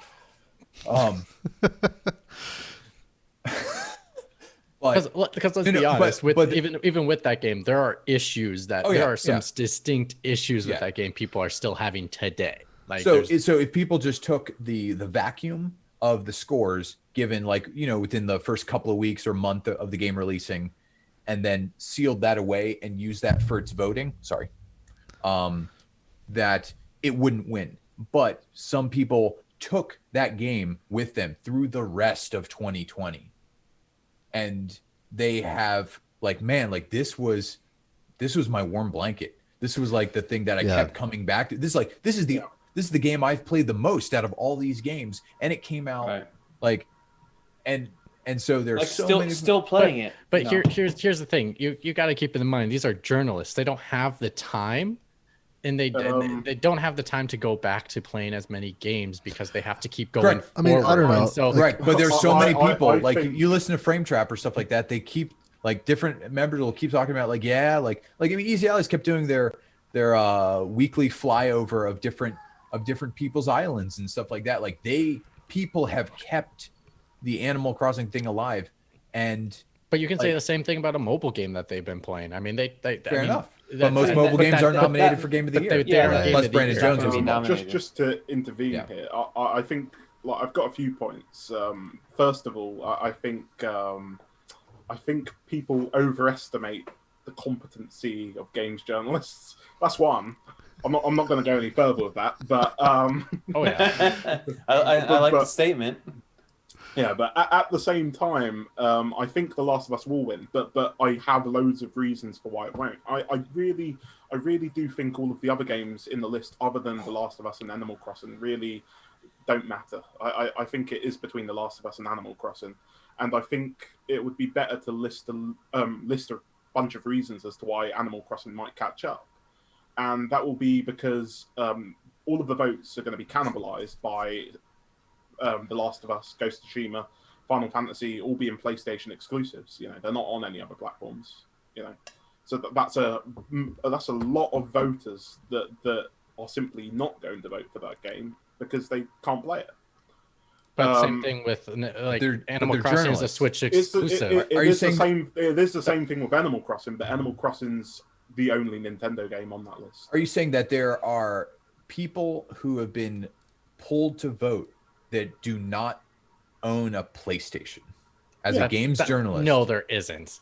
I don't believe for a second. I don't believe for a second Jeff Keighley would do such a thing. Half of the vote is critics, the other half is the public. And in terms of the public, you're looking at say 20% at least that aren't going to vote for The Last of Us. Or for public votes, yeah. But I'm saying if we were saying just the games journalists, I still even think on the games journalist side. Because the thing is that he's pulling from all games journalists. There's PlayStation specialist sites. There's Xbox specialist sites. They're not going to vote for The Last of Us because they're an Xbox site. But it doesn't matter. They still play. They still can play and have played they the won't nominees. vote for it on the very principle. But that's not a vast majority of the journalist sites. That's only a minute it's still a point. Sites. I've got more points. It's just simply a point to tell you why Animal Crossing could catch up. Yeah. I mean, contrary to most evidence or whatever, like Michael Damiani does actually own a PlayStation and a PC. He does play other things. He doesn't own just a Switch. I've seen him play Final Fantasy 14. Yeah, I know. I saw his office. He has other consoles. It's amazing. I think he turns them on. I really do think there's a chance that games like Ghost of Tsushima and Final Fantasy could cannibalize votes for The Last of Us, because you've just got people deciding over those free PlayStation 4 exclusives. I understand. And like I said, I agree get it. with Mike that the appeal of Animal Crossing, while I don't think I don't think it should have been nominated, in my opinion. I understand why it's great, but it's kind of like Minecraft. You know, it's like that thing that exists, and it's like, wow, I'm so fucking happy that thing exists. But technical achievement, no. You know, you got lucky and you put out an awesome game that appeals to a bunch of people. I've never Isn't punched a block. I've never punched a block, innovations. but I'm glad Minecraft exists. Well, there also has been games that have They been did get nominated. lucky. There has and here's my other thing. I was like, history has told us that, you know, I think that's why Evan said it's going to take a very sharp right turn when he said that when he picked Animal Crossing that is going to win, because again, the sharp right turn is away from what the council or the voters have already done. And so I honestly don't see that reverting because of what an achievement The Last of Us Part 2 has been in the gaming industry for journalists specific. Journalists and this is the majority of the voting power. To be honest, this usually decides the game. Usually for Game of the Year is the journalist side. Liam, so you're saying Final Fantasy VII and Ghost of Tsushima will be the Ross Perot to the George Bush The Last of Us Part 2? I do. There's a possibility, but also But we say that every year. We say that every year. If you look at the Metacritics for Doom, Talk about Ross Perot every year. Ghost of Tsushima and Final Fantasy, that I think their Metacritics are far too low to compete with The Last of Us Part 2. You know, because that is a conglomeration of all of the critics essentially. And I think I don't agree with some of those. I think Ghost of Tsushima should be higher, but for sure, I think it will. Yeah, and I also think on top of it is, like, you know, last year was kind of the first year we didn't really have like a clear game was like, this is the front runner for Game of the Year. It was kind of a bunch of options. Yeah. And so the vote probably got split so many different ways that it was probably the most split vote ever. And I mean, Sekiro was a good choice for a winner for sure. I don't think I picked it, but anyways, but I think, you know, when we always say one is going to cannibalize the other every single year, except for last year, obviously, because last year's an anomaly in regards to picks. Because Sony has had more than more than one exclusive up for Game of the Year. They've had two before, and always they say, well, one's going to cannibalize the other. I just don't think that's going to happen. God of War, most specifically. Yeah, and I think people are going to turn off I think journalists will look at what is going to be the game, and I think the most important word in there is technical. And I think these jurors specifically look at this because this is the only Game Awards possible. I know we have like the DICE Awards, and those are more technical side, but this is the one that gets sprouted the most in the public in regards to video games, and they want to make sure that they do a good vote and make sure it's the right vote. They're not going to vote to go like, oh, let's do Animal Crossing because it was just so fun in quarantine and all that kind of stuff. It's like, no, this is what games stand for. I hope you're right. 2020. I hope so.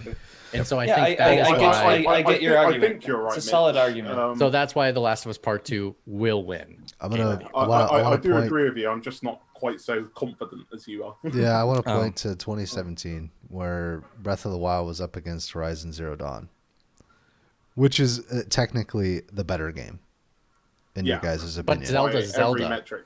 That's why I think. But Animal Crossing's not Animal Crossing. There's a difference. Zelda is not Animal Crossing. It's made by Nintendo. Animal Crossing is a series that survived somehow.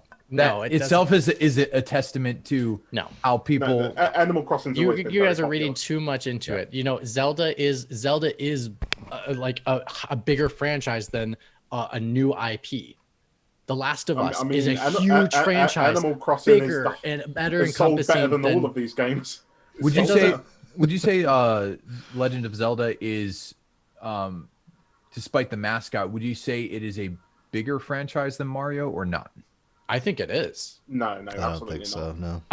No. When you say bigger, like yeah, Evan's right in regards to it sells more because it reacts more to children.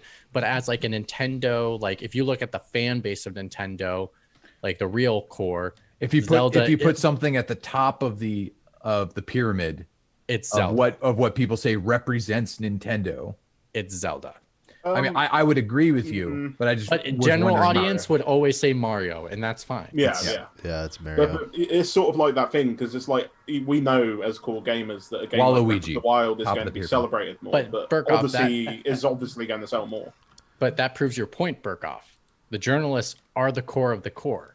That puts Zelda above everything else. And also that game was getting achievements like The Last of Us 2 is getting right now. Well, Game no, changing. I'm just saying, Forever like, changing how we play games in an immersive experience. He's Like, just saying use- that there is a Nintendo bump. Mitch. right, well, and to exist. use your logic of what is technically more impressive. Yes, The Last of Us Part 2 is technically more impressive than those other games. So is Horizon Zero Dawn with the other games that it was competing against. Like, so, you know, in terms of like how you're defining the category, yeah, but I just don't think. but technical is more than just graphics. Yeah, Yeah, but Mitch, I would say like- Horizon's a better game in every technical way possible, in my opinion. Like, And Mitch, to your point, Unhindered. because you said most immersive, technical achievement, all that stuff. There is one. Are we going to be able to say what we thought should have been on this list that wasn't? Oh, yeah. That's a good for way sure. to end the show too. That's will be Yeah. the end way to end the Okay. show. So All right, you can 'cause go I have first, Mike. All right. There's one game this year that came out that recognizes a game that delivers the absolute best experience across all creative and technical fields that is not on this list, and that is Half-Life Alyx. I could agree with that. To me, like Yeah, to it is. It is one of those games, isn't it? to me, I did not have any experience this year that was moment to moment the funnest to play, the most jaw-dropping of just existing in the world, and enjoyed and thought that the story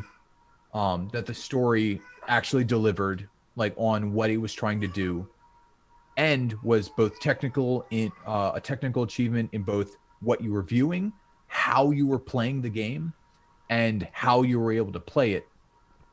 All those things came to me in Half-Life Alyx, and it is insane that game couldn't have been nominated. And I understand why, just because of the restricted pool of people who actually not only had the equipment to play it, but actually went and played it.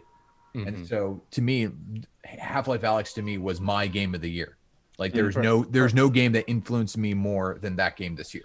For the people Yeah, that did sure. play it, I've heard great things was about it. Yeah. They said it was the biggest snub for them. So like I definitely understand for sure. Evan, what's one that should be on the list? This is a game that's been released in 2020. Yeah. Correct. I don't have anything other than Ghost of Tsushima or The Last of Us, really. So Which is fine. Okay, which is fine. I can't say. I Liam, haven't played anything else. Star Wars Jedi Fallen Order. that's true. It could have been nominated this year. Yeah. I think it deserves more credit. Was it technically a late 2019 game? Yeah, it was. Yeah. Okay. It missed the window Yeah. by 2 weeks, Okay. I enjoyed that game. which is wonderfully. a sham and a shame. I That's why they should do the game awards in platinum January. equivalent it did Yeah, on they should do PC. the Game Awards in January.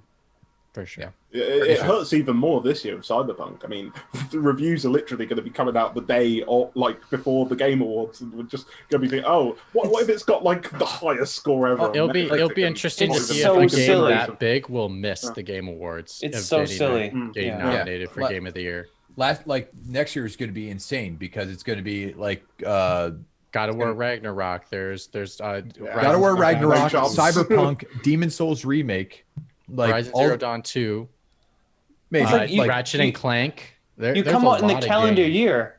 If you're in the Elden Ring? calendar year, yeah, you should be.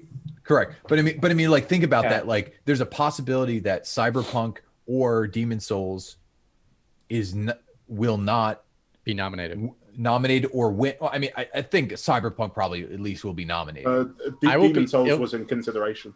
Okay. But I mean, there's a possibility that either of those games don't win next year.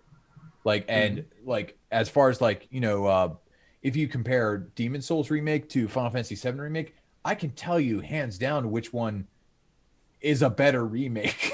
Sure. and a better Sure. and a more fun game to play and stuff like that. It is undeniable. Burkoff, Squadrons. of course. Star Wars Squadrons was I mean that was my pick for 2 episodes. You think it was ago, too. good enough for Game of the Year? I think that it should be considered. It's a $40 game with a full story and multiplayer and no Price microtransactions. doesn't matter. Yeah. Price doesn't matter. Well, it does to sales. But Absolutely. sales don't matter Yeah. when you're picking game of the year. The reading I is think, what is in the game, not outside the purview of the game. They're all on equal footing, really. Erebus Like a Erebus game Jones would probably throw his card in, his vote in for Now- Squadron as well, I think. Now, Actually, I know nobody mentioned it, so I just want to mention it as well. I feel like Ori and the Will of the Wisps is a bit of a snub as well. Yep. That was a snub. Oh, I do have one other one Yeah. that was a snub as well, which is my snub. Metroidvania. I gotta play that game. My snub is Dreams. Yeah, Okay. I went. went back and went into Dreams just I went into Dreams just the other day. Just see some people are making short films Yeah, you In could make Dreams, all and 6 of they're- these nominees in Dreams. in Dreams. That's incredible. Like it may not be as technical, like as looking at something like The Last of Us Part 2, but you can make it, and that's just how that is not at least nominated blows my mind. Is it nominated anywhere for any of the I categories? think Best Family Game, maybe. It got snubbed. No, it's nowhere. Sucks. It Like, got completely snubbed. I can you know, understand it Mitch, not being and nominated for I Game of think- the Year, but and I think but that- it I not think- being nominated for any category is terrible. But the issue is Yeah. because what do you nominate it for? That's the question, because it's not really Horror. what kind of game is it? Best horror game. Best video game engine. It's not really a game. Game for horror game. Impact. Ooh, Game for Impact would be a great category. Game to for put that in. Impact, sure. Maybe. Yeah. In my personal opinion, Mitch, this is part of the reason why I say we overestimate the games journalists. I don't think they do a good enough job of celebrating games like this. It's like, Oh, how do you make something like this? Even if it doesn't sell well enough, they should be celebrating what it accomplishes. it would be Oh, freaking amazing. I didn't if get the enough entire... clicks. Move on to Well, a new article. it would be so amazing. And here where we'll leave it at that is the entire Game Awards made in Dreams this year. Even though it didn't get nominated, that would be pretty freaking That cool. would be pretty Have a cool. Jeff Keighley made in Dreams, like all the people made in Dreams, and have them recorded. Like you can do Oh, all that. That's possible. The creepy marionette. Yeah. Well, and then Yeah. well, then on top of it too, you can even have them hand the award to the winner in Dreams. Okay. That's amazing. Like that could be amazing. Like there's just it's just And on that's the greatest snub. And on that Mitch Sepson, we're gonna go ahead and take it. COVID's really fucked us this year. We could have had Randy Pitchford jumping out of the crowd and screaming, "Godfall should have won." It's like unacceptable. Oh, I love Randy it. Pitchford in a Randy Pitchford mask. Yes. More of this. I also saw a YouTube video that said "God awful." And on that note, we're out. Pretty good. As soon as the music plays. Never knew that game was gonna fucking tank the second I saw it. Nothing has changed. The COPO, the Court of Public Opinion on God awful, that does not change. Everyone fucking thinks Yeah, I was watching a couple people play. It's good. It's ridiculously. Guess what Dreams Metacritic is, guys? It's just 89, isn't it? Yeah, it's an 80 fucking 9. Yeah. How is that not nominated? I don't know. It's pretty high. It's not 90.